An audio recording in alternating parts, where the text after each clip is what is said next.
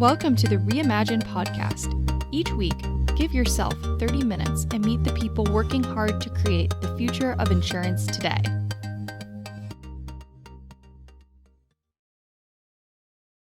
Hi, this is Paul Tyler, and welcome to another episode of the Reimagine podcast. Again, a special episode focused on TalentBridge23 and, telling the story of developing story of the startups, the students, and the corporate leaders supporting the effort. So, Laura, do you want to set the episode up and do the introductions? Absolutely. And as Paul mentioned, we are on episode 3 of this special edition. And it's been interesting as we sit back and we have conversations with those involved. We're still at the forefront of the program. So as we dive deeper and time goes on, it'll be interesting to hear the evolution. But we're excited today to welcome to the microphone. We have Ruoqi Song, University Perspective. So that will be very excited. And she's partnered with Charlee. And Charlee's been on the podcast quite a bit. We are, we're basically family at this point, innovation family. And we'd love to hear the stories of those who are growing alongside of us and watching the successes out into the field. So Charlee's going to be joining us and speaking on behalf of Charlee.ai. And we have Domenic Luppino, CGI. So fun fact, Domenic and I essentially grew up in the same town. So you never know where these things are going to come into play and where these threads are going to cross. So Domenic, thanks so much for joining us today. Let's jump in here. Charlee, let's start with you. Please tell us a little bit about yourself for those who haven't listened to the podcast previously. Talk to us about Charlee.ai and talk to us a little bit about your Hartford innovation journey thus far. Oh, sure. Thank you for the opportunity again. I'm Ramaswamy, founder and CEO of Charlee.ai. I've been in the data analytics, advanced analytics space for about 20 plus years now, 15 of that in the insurance and prior to that in the banking areas. My passion with Charlee.ai is all about the unstructured data that exists in the world of insurance, which is plenty. And that's kind of what we bring into Charlee.ai to extract, to interpret, and to bring that institutional knowledge that is being lost today with so many people retiring, and bring that institutional knowledge into the artificial intelligence and the machine learning and the natural language processing within Charlee.ai. And we do this because we are all about providing the immediate set of claims that we want the insurance companies to start looking at to be able to close them sooner and also to mitigate them. And what we do is we predict litigation and we predict attorney involvement and severity on the claims. That's what Charlee.ai does. With my journey with you guys a bit was pre-COVID.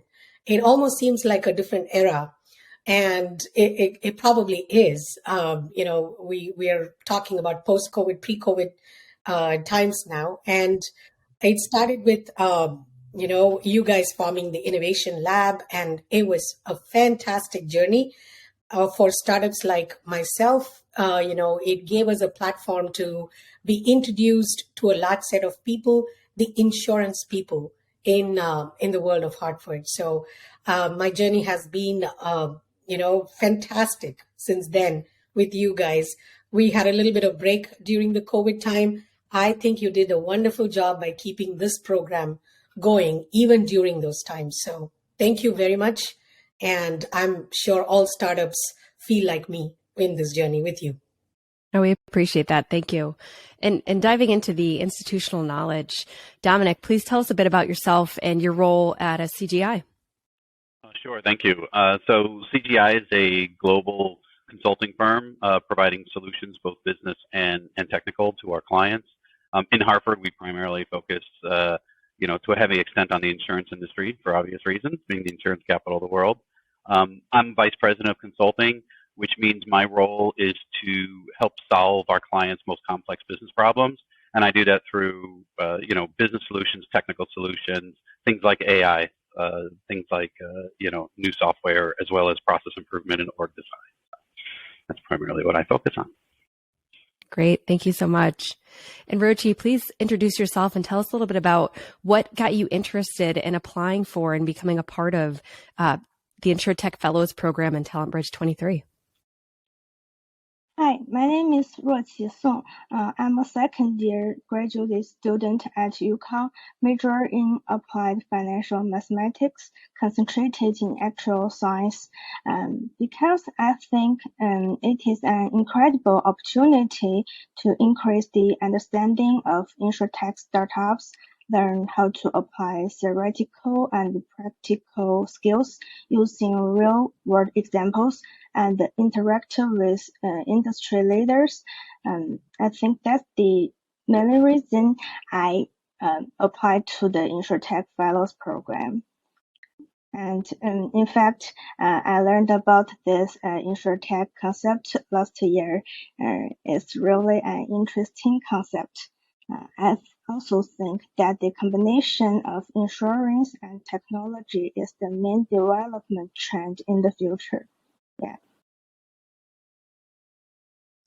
Yeah, absolutely. And it's interesting. So as we've had these conversations within the TalentBridge set of podcasts and then expanding into the larger Reimagine podcast series, there's a lot of trends that overlap, and there's verbiage that we hear a lot of. And it's always interesting for me to gather different perspectives.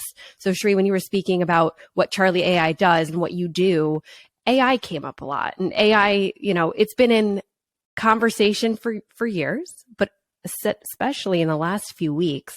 Talk to us a bit about how you've seen AI change the landscape, and what do you think these conversations are going to sound like in the near term? Do you think people are going to become more open to the uses, or do you think that it's going to still be an interesting journey in trying to get maybe systems that are a little old to open up and welcome AI into the mix?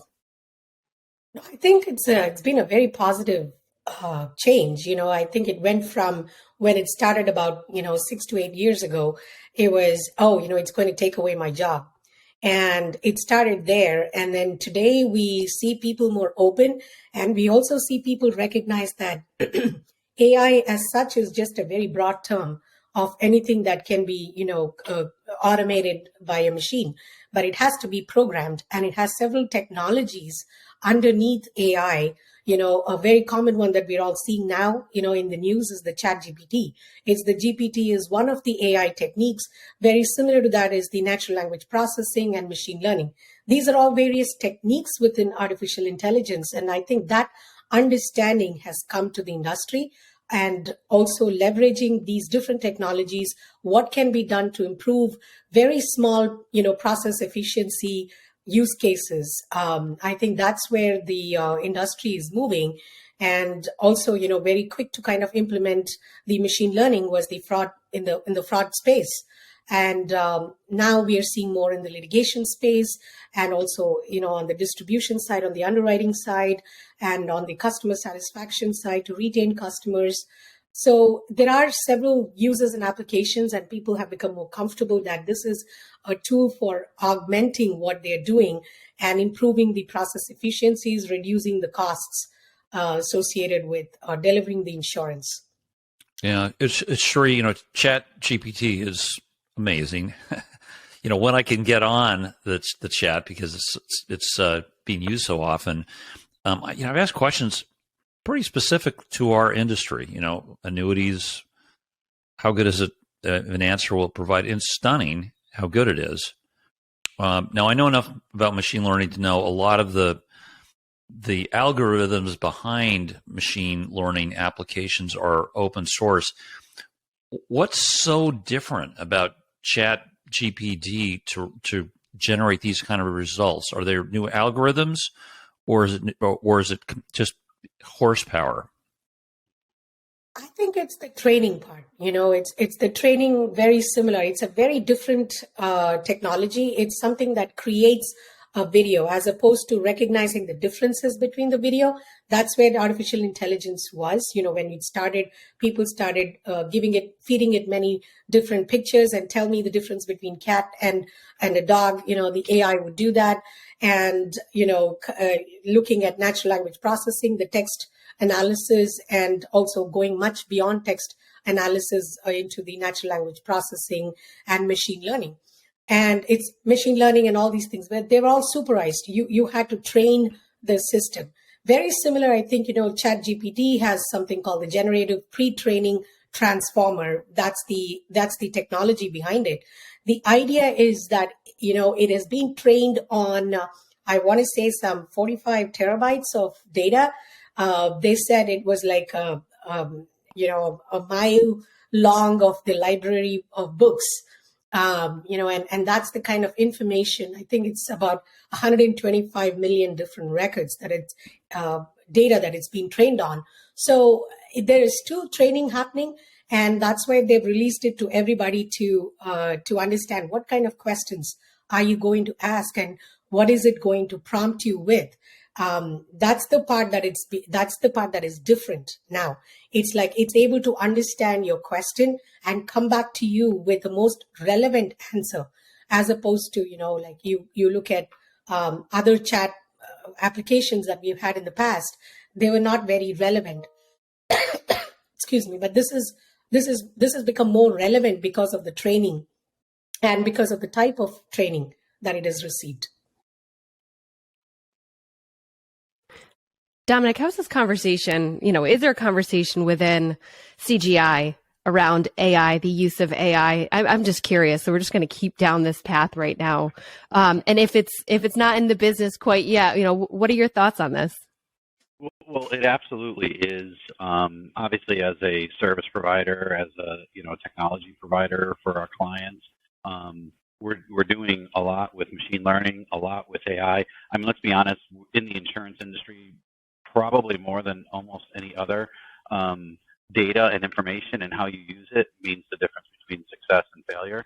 And so I reflect back, my career, and that I worked for the same company as you some 15 years ago or so. And back then we were trying to figure out how to automate things like the underwriting process and the new business process using similar techniques that Shree's talking about. Back then, we just didn't really have the technology to do it. And so we had to kind of hodgepodge things together. Those business problems are still there. Companies are still trying to solve them. And technologies and approaches that AI has are being able, more than ever before, are allowing us to help solve those business problems with some technology, right? Whereas, usually there's more business solution to a business problem than technology. Now you can apply both because AI kind of bridges that gap between the two of them. So a lot of our clients are having this conversation. It's top of mind. How do we solve these problems that in the old days used to just take people horsepower? And now how can we apply things like AI to it to improve the quality and the service and the things that we do bring to our customer, but allowing us to do that faster and more targeted towards their needs. So. Yeah, Domenic, I just wonder how long it will take for our industry to, plug into that particular tool. Sure, you probably know better than I do. I don't know the licensing rights. Is this open source? Is this not? But, Domenic, think about the challenge in like the life insurance or annuity business at the administration standpoint. Sri is focused on the claims, but think of all the calls that come into a call center for policies that were sold 20, 30 years ago. You have to have very detailed information about the policy, accurate information. How hard would it be to just dump 30 years worth of contracts into a system and actually have either a direct online chat assisting customers or chat helping, probably more likely helping customer service reps do this? I mean, where do you start first with a technology like this? I know the question is directed at me. Shree's probably more of an expert in terms of where you start. So there were lots of questions in there, Paul. One about our industry and insurance in general, and whether or not AI has legs and traction, and how long it will take for that to happen. I think the time is now. I think for the longest time, because of concerns over privacy and things of that nature, It was harder, but I think we're figuring that out, and we're able to do it in a safe, secure way. I mean, just 4 or 5 years ago, most insurance companies, and certainly all health insurance companies, were not really focused on cloud technology because of the dangers there. And that is totally changed now. Now it's like they totally realize the security models and the things that are in place make that a must-do. Especially when you have, entrants such as like Amazon, getting in. They're obviously cloud-based and that sort of thing. So your question around how long, I think right now the traction is really speeding up exponentially, and it's happening now, and companies are going to do it now because they have to. They have to make that measurable difference to our customers. In terms of how hard is it, it's actually harder than you would think. You said 30 years. Man, I've been involved in things on the books that are 50 years old, right? I mean, especially in the life world, right? You're talking about a life, and how long do people have those policies? And some of them got those policies because their parents bought them when they were kids, when they were born, and they still have those policies. And so, the shelf life on those are 50, 60 years plus, and the systems in which they were written have very specific rules, very specific algorithms around that plan, and you can't just move the data. It's also about the intelligence around it. So oftentimes what we have seen, although recently this is changing because technology is getting much better, is you're wrapping these old systems in very smart systems like the one Shree's talking about, that the smart systems can interact with these old legacy systems in the back end, so you don't have to go through all the expense and pain of kind of unplugging those or rewriting those. You can kind of quarantine them, if you will, and access them to do things like, simple things, even like an address change. Sometimes you have one person around just because they know that system and they're the only ones who can do an address change. Obviously, that's not a great job prospect nor cost perspective for our business. So I want to shift the conversation a little bit. We talked about combining horsepower, people power, intellect, and systems together. So bridging a gap between two things in order to solve a problem. And part of the reason why we decided to name the program TalentBridge23 is because we saw a real opportunity in bridging the connection between the university, the startups, and the companies involved. And, we're thankful for the partnership. So flipping to a mentorship vibe, Shree, you've been active within our ecosystem. You're active within communities where you're located as well. What brings you to the table continuously? What makes you want to show up in this way and accept the opportunity to say, yes, I want to work with interns. I want to work with people who are new to the industry. I want to, share skill sets with them. Why do you mentor in this way? I think it would be very controversial if I said this, but I'll say this anyway. It's much easier to train the new people to think in a new way. So I think it's very important to start at the place where Ruoqi is, and Ruoqi is our intern, by the way. And, it's very easy to kind of, I think it's very easy to start there. That's been my passion, is to get people to think differently and also think innovatively, with their existing studies or existing education, whether it is math or actuarial science or marketing or anything, but think differently with the technologies available today, and start thinking about when you get into the industry, what are you going to do differently? I think that's my passion, is to be able to influence at that early stage of kind of getting very controversial when I'm saying this, but it's important to give them new ideas at that stage. We start as early as high school, if you believe it or not, and we have summer internship programs where we bring in, high school kids that are very interested in taking their math and stats to the next level. And they want to understand what is the real life application of what they are studying, whether it is something in the calculus or something, in something in the math that they're studying. It's like, okay, how do I apply all this? If I'm studying all these statistics models, how do these get applied? Where do these get applied? So getting them interested in two things. First, insurance, because it's very hard for you to get somebody to, we all know this. It's industry suffers with attracting, that kind of new talent into the workforce right now. The best way to start is to start very young and teach them that this is a very, very data-rich industry and with a lot of opportunities, especially with many older, workforce retiring. There's so much space for the younger workforce. But if we don't train them young, if we don't get them interested that young, they're not going to be interested when they get to college, because what kind of companies are waiting out there to grab them. So that's been my passion with training kids as young as high school. And Ruoqi, I'm very curious. So where do you see yourself a year from now, and where do you see yourself working, 3 years from now? Actually, I will graduate in this year. I think maybe I will come back China to find a job, maybe in insurance industry or other financial corporate. But I think from this experience, I can get some tech skills.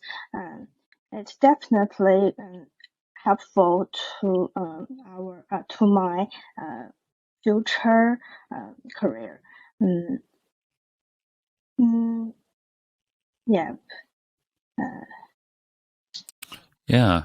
Well, Domenic, it's interesting. We both been in the industry for a while, and I tell people, I swear, it's the same movie multiple times. Just sometimes you're at the conclusion.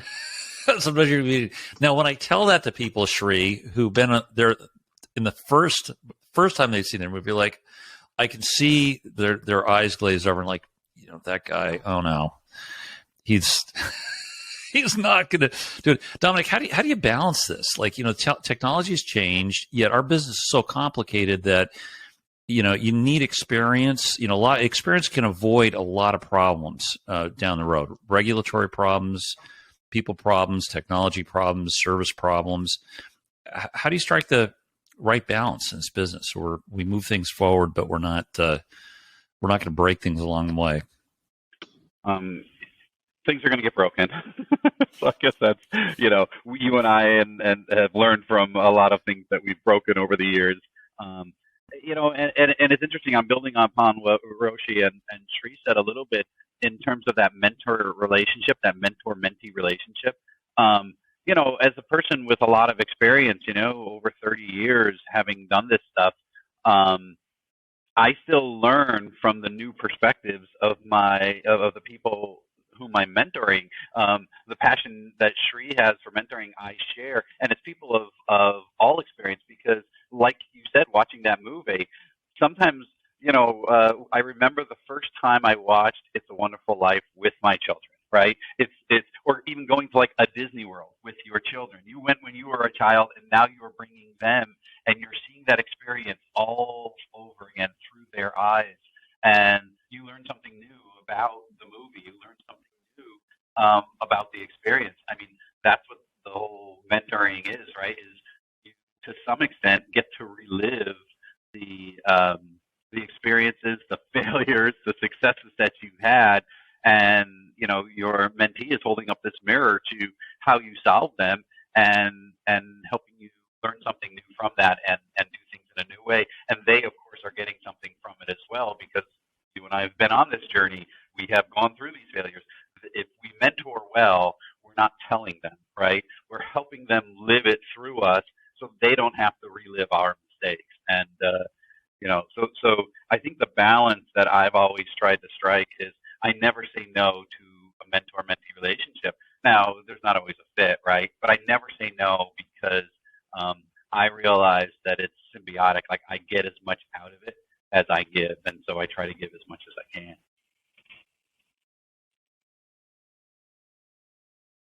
What's been one of the most surprising things you've received from a mentor-mentee relationship? What's one thing that you've picked up that you just really were not expecting to?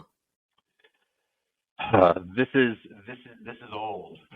This is one of the first relationships that I really had that I realized he was my mentor. Mentor relationships can be very formal. A lot of companies try to force it, and they have structured meetings, and you get lunches and all of that. And others are a bit more casual. I tend to be a little bit more casual and spontaneous and organic. But early on in my career, a partner at Anderson, back in the day, I was 23 or so, we were doing some work, and he said, hey, when you bring those edits back to me, bring me your updated resume. And I'm like, I don't have an updated resume. This is the partner, right? So I'm like, I don't have an updated resume. Like, I love working here. Why would I have an updated resume? And he said, no, wrong. You should update your resume every 12 to 18 months. You should always be learning. You should always be picking up a marble. And if you look back at the last 12 or 18 months and you don't have something meaningful to put on that resume, come see me immediately. Let's talk. You need a new role. You need a new challenge. You don't necessarily have to leave the company for which you're working to pick up a marble, but you should always be picking up a marble. And it was very surprising for me to hear a very senior person tell me, keep your resume up to date, but not to look for a job. Keep your resume up to date to ensure that you're continually growing your skills, continually being able to shape your own journey and have that journey be successful and valuable to the companies for which you work. That was, like I said, 23 years old. That was 30 years ago. Every 18 months since that conversation, I have had an updated resume. And there have been times in my career that I said, I did not pick up a marble. And I have gone and tried to get a marble, get some new knowledge. I love that. Charlee, how about yourself? I mean, what piece of advice would you give individuals looking to either mentor or be a mentee? It could go either way. I mean, going back to what Domenic just said, I think that's exactly what my dad used to say. When I was growing up, he's like, don't worry about anything else. You always have to look at improving your value on your resume. When you work at a job, are you improving your value? Are you improving your resume? If the answer is yes, don't look at other things. Other things will fall into its place. I've always followed that. Maybe that's why I got into entrepreneurship, to begin with. And I've learned a lot from every mentee, that has worked with us, as part of Charlee. And I'll tell you two perspectives. One is, me being a mentee myself. All my mentors have been, people that I've worked with and people I looked up to. And it was very informal. And that was the best way to get some very casual, very honest advice. And it has to be that honest relationship between both mentor and mentee. And I've always kind of valued that. I think it cannot be formal. It has to be, in my mind, it has to be informal. It has to be honest. And it also has to be very thought-provoking, and it's almost like a thought leadership lesson. I'm not going to advise you exactly whether you should take this job or not, whether you should, argue about a certain salary or not, or, complain about a certain person to the HR or not. That's not, mentor-mentee. It's like, okay, what do I do to get to the next step? And what are the skills? How do I approach this? If I'm having some trouble, how would you approach this? It's those kind of things. It's more behavioral. It's more honest. It's also more thought leadership.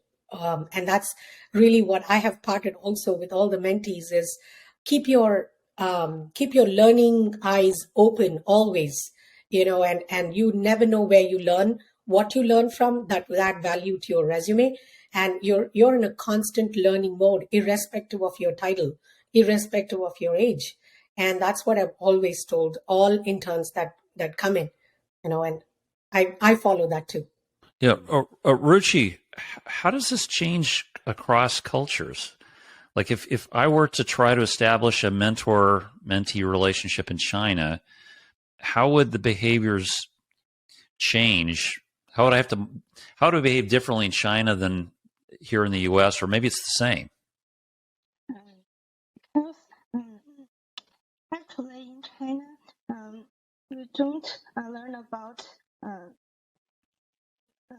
some basic knowledge, or we don't know what will I do in the future in my career. So I think if we want to have a mentor in China, mentor should give us some suggestions and some and tell us some future pictures. What will we do in my career? We should know the specific work in my work. I think that the Chinese student what we liking. Yeah.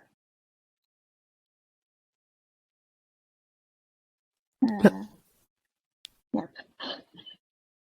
That's great. It's always interesting to hear perspectives, and it's so valuable.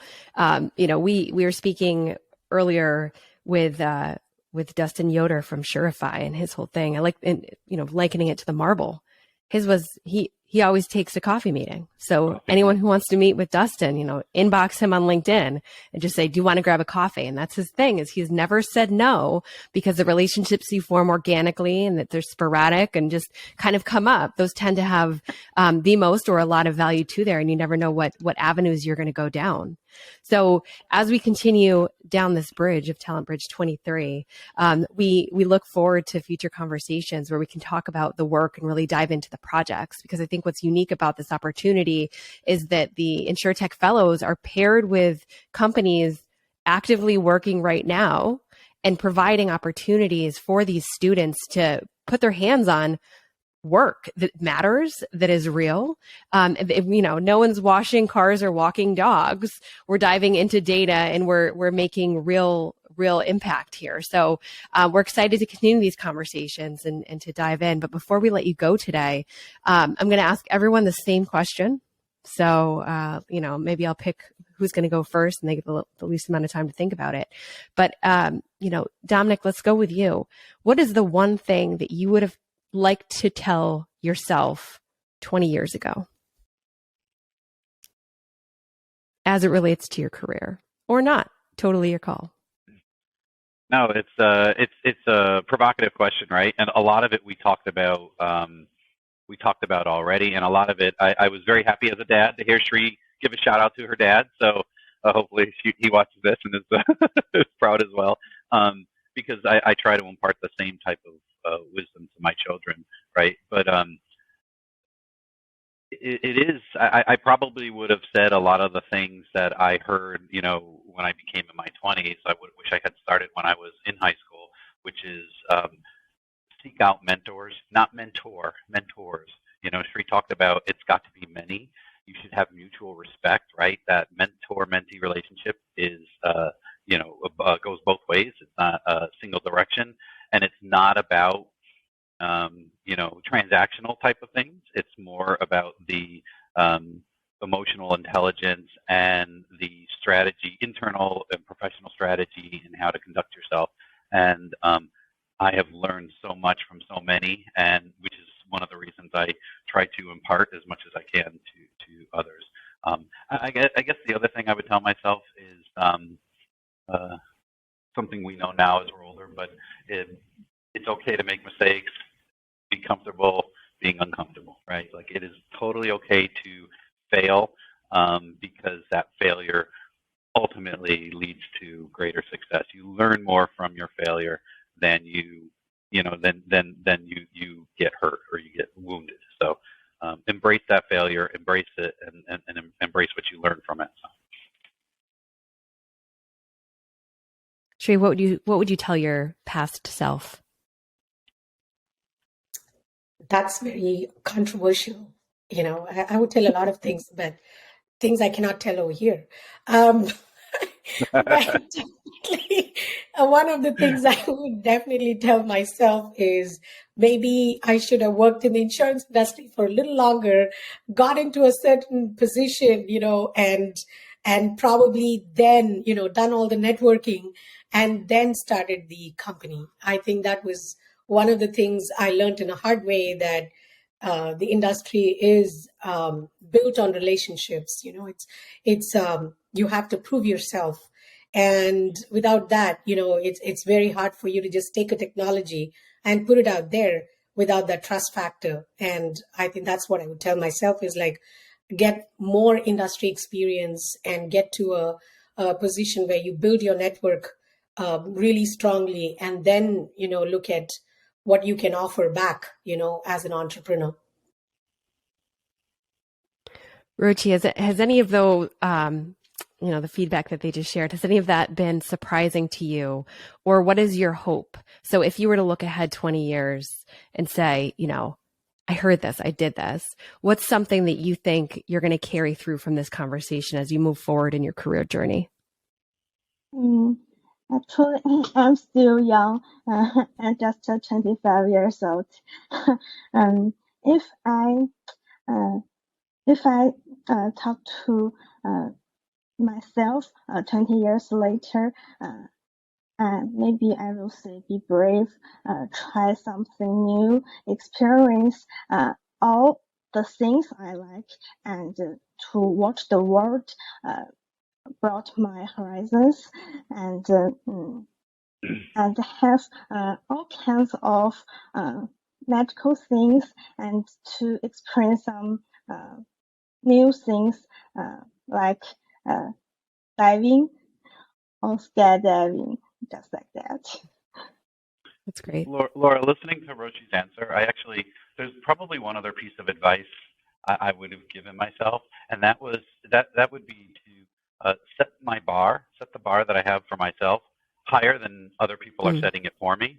Because I think most people, we're given goals, we're given all sorts of targets and everything else in our careers and in our lives, and we work to achieve those.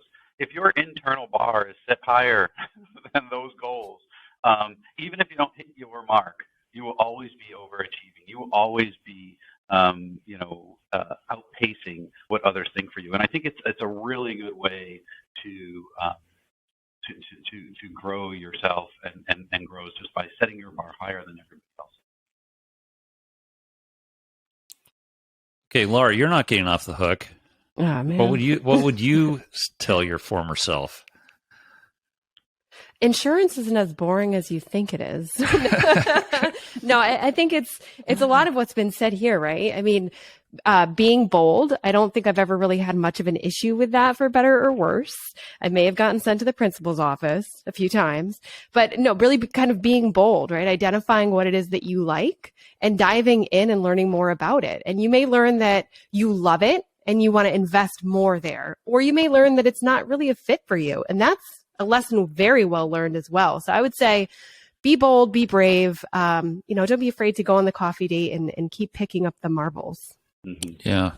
You know what I would say, Domenic, I'll just sort of do a mashup of yours, which is it's two pieces. One is it's spectacular failures are actually better than a modicum of success, and what do I mean is doing okay, Domenic, okay, I kept my job, I did this job. I didn't get to pick up that extra marble because nobody gave me that assignment because I didn't do a spectacular job here. Mm-hmm. Okay, but it was good enough to just stay in place. Okay, is that a life? Mm-hmm. Spectacular failures, usually you've tried something bold and maybe you've failed, but it kind of gives you an opportunity to reset. And as you said, there's some bigger opportunities there in the future. So these things we say, I think the other one I'd just add is there are, especially for Ruoqi, you kind of think, or at least I thought going into careers industry, maybe you sort of thought the same thing, is it felt like, okay, there's progression. You go from this job to this promotion. It's not linear. It's more like you're working in a room and a door appears. You have to open it and walk through, but you've got to be aware of that door just opened for you. And, listen, Domenic, sometimes I've walked through the doors, other times it's shut. I'm like, oh my God, I just missed something. So you're saying you won my exciting life. Yes. With all the spectacular failures and okay. Yeah, but you know what? You've lived a lot of lives, right? When you've gone through that, it's painful. It's painful at the moment. I don't do anything differently. Yeah. So this is great, Laura. What else for this show? No, I think that's a great way to end it. Maybe we'll just call the episode Spectacular Failures. Yeah. We'll get people interested, right? Yeah. No, we appreciate the time that all of you have given us today. And it's exciting to hear not only what is currently taking place and what you would have told your past selves, but how we're going to be able to bring the future into it as we go down this TalentBridge23 and hear from you again in a few months. So thank you all for being with us today and for being a part of the program. We appreciate it. We're excited about what's going to come forth. And we know that with your partnership, anything is possible. So I would say, Paul, cheers to spectacular failures. Yeah. Okay. All right. Listen, look forward to Ruoqi hearing more of your success here in the coming months. Charlee, thanks. Domenic, thanks. Laura. And tune again next week for another special episode. Thanks. Thank you. Thank you. Thanks for listening. If you enjoyed the show, please rate and recommend us on iTunes, Stitcher, Overcast, or wherever you get your podcasts. You can also get more great information about this company and other great startups at imagine.nfg.com.